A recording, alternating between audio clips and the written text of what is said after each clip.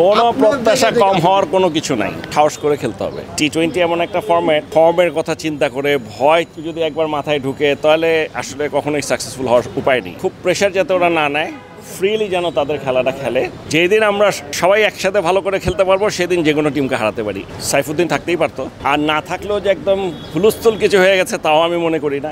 আমি হারা জিতা নিয়ে মাথা ঘামাই না, দেশের মানুষও মাথা ঘামায় না।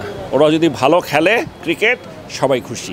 আসলে আমরা অনেকদিন পর দেখলাম যে আসলে বিশ্বকাপে যাওয়ার আগে একটা গোছালো একটা টিম এবং বিসিবির পক্ষ থেকেও দারুণ একটা ইনিশিয়েটিভ, এরকম একটা দারুণ ফটো সেশন।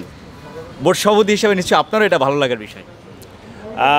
না, আগে হতো, মাঝখানে গত 3 বছর ধরে হচ্ছে না, কিন্তু এইটা হওয়া উচিত আমি মনে করি। এবং এটা না হওয়ার পিছনে কারণ নিশ্চয়ই কারণ আমি আসি না, এটা একটা কারণ। বাট ফটো সেশন তো হয়, যাওয়ার আগে প্রত্যেকবারই ফটো সেশন হয়। তো এবার আমরা একটু অর্গানাইজড ওয়েতে করতে চেয়েছি যে আমরা সবাই থাকবো, সেই জন্য ভালো লেগেছে।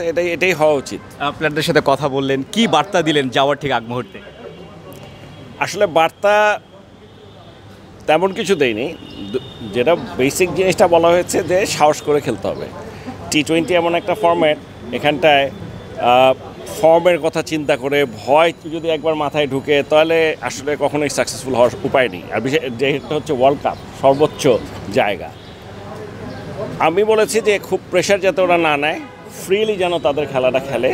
এবং আমার মনে হয় যে এখনও আমাদের যে কোনো খেলাতেই আপনি দেখবেন যেটা আছে, কেউ না কেউ 2-1 খুব ভালো খেলছে, কিন্তু যেদিন আমরা সবাই একসাথে ভালো করে খেলতে পারবো সেদিন যে কোনো টিমকে হারাতে পারি। এইটুকু বিশ্বাসটা যেন ওদের আছে, এটা আমার নিজেরও আছে।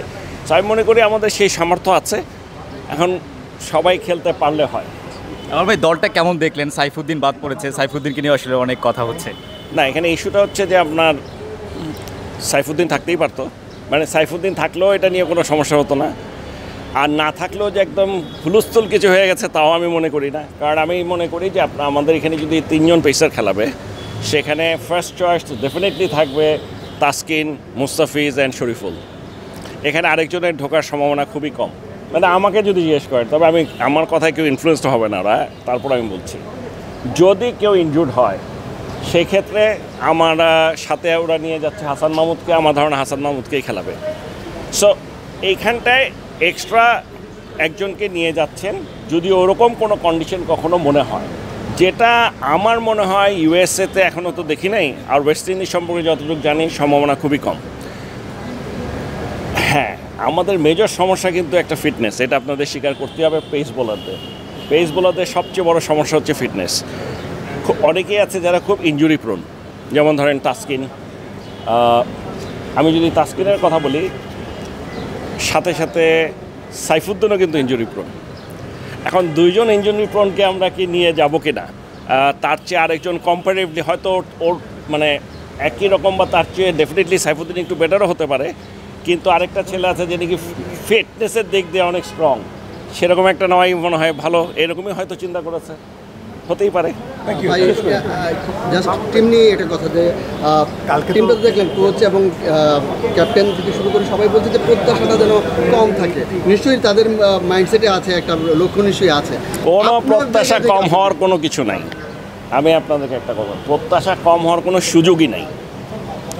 আমি যে জিনিসটা বলছি, ওরা যেন ভালো খেলে। আমি হারা জিতা নিয়ে মাথা ঘামাই না, দেশের মানুষও মাথা ঘামায় না। ওরা যদি ভালো খেলে ক্রিকেট সবাই খুশি। কিন্তু গত বিশ্বকাপ ছাড়া প্রত্যেকটা ওয়ার্ল্ড কাপই আমরা মোটামুটি ভালো খেলেছি, গত ওডিআই বিশ্বকাপটা ছাড়া। কিন্তু গতবারে লাস্ট ওডিআই বিশ্বকাপটা আসলেই খুব খারাপ খেলেছে, এটা তো অস্বীকার করার কোনো পথ নাই, এবং এটা কেউ পছন্দ করবে না। ওরা যাতে খারাপ না খেলে ভালোটা খেলে, ভালো খেললে ওরা জিতবে, এইটুক আস্থা আছে। তবে এটাও বলতে পারি যে আসলে কিছুই যে বলা যায় কোন ম্যাচ কে জিতবে, তাও আবার টি-20তে এটা বলা খুব কঠিন। সেদিন যারা ভালো খেলে, আমাদের যে প্লেয়ারগুলো আছে এখানে নতুন বেশ কয়েকটা ছেলে আছে, they are extremely potential. Tanzid Tamim, Towhid Hridoy, অনেক, আমি মনে করি এরা প্রত্যেকে, এবং এখানে আবার রিশাদ আছে, তানভীর খেলবে কিনা আমরা এগুলো জানি না কে খেলবে, বাট আমি এরা আছে। সো এদের পোটেনশিয়াল আছে, এবং তারা ভালো খেলে, না খেললে এই অবস্থায় আসতে পারতো না। এবং আমার মনে হয় এই ব্যাপারে কারো কোনোই দ্বিমত নাই যে এরা যে ভালো খেলতে পারে। এখন ওখানে গিয়ে খেলতে পারবে কিনা এটা হলো বড় কথা। This is number 1। নাম্বার 2, আমাদের এখানে সাকিব এবং মাহমুদুল্লাহ রিয়াদের মতো একেবারে এক্সপিরিয়েন্স প্লেয়ার আছে এবং ওদের ক্যাপাবিলিটি সম্পর্কে আমরা সবাই জানি। এখন প্রত্যেক দিন ওরা করতে পারবে কিনা সেটাও জানি না, কিন্তু যদি করতে পারে ওরা যে কারোর জন্যই থ্রেট হতে পারে, যে কোনো টিমকে হারাতে পারে। এর বাইরে আরও আছে, যেমন ধরেন আপনার সৌম্য সরকার আছে, লিটন দাস আছে।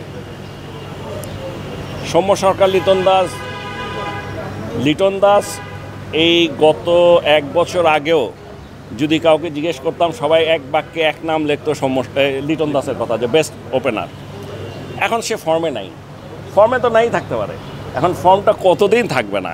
আমরা শুধু আশা করতে পারি যে লিটন দাস তার ফর্মে ফেরত আসুক, শান্ত তার ফর্মে ফেরত আসুক, ওরা যে ক্যাপাবিলিটি আছে অনুযায়ী ওরা খেলতে পারুক।